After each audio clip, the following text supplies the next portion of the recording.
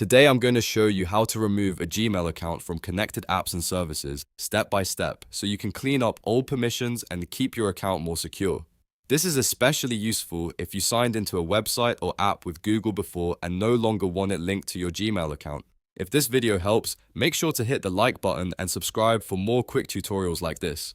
Alright, let's jump right in. First, open your browser and go to myaccount.google.com/security. This is the Google account security page, and it's where you can manage access, permissions, and anything connected to your account. Once the page loads, scroll down until you find a section called Your Connections to Third-Party Apps and Services. This section shows all the apps and websites that currently have access connected through your Google account. Now click See All Connections. This will open a full list of every connected app and service tied to your Gmail account.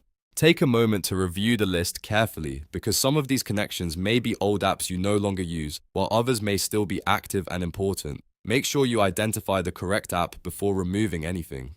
Next, select the connected app you want to remove. When you click on it, Google will show you the details of that connection, including what access it has and what account it's linked to. This is a good moment to double check that you are removing the right app, especially if you have several similar services connected.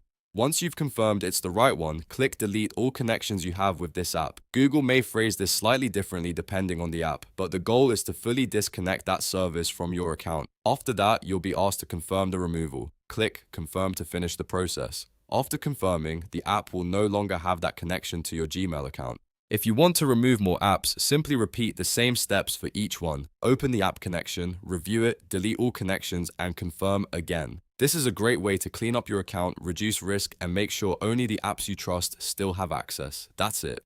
You've now learned how to remove a Gmail account from connected apps and the services. It only takes a minute, but it can make a big difference for your privacy and account security. If this tutorial helped you, please give it a like, subscribe for more Google account tips, and I'll see you in the next video.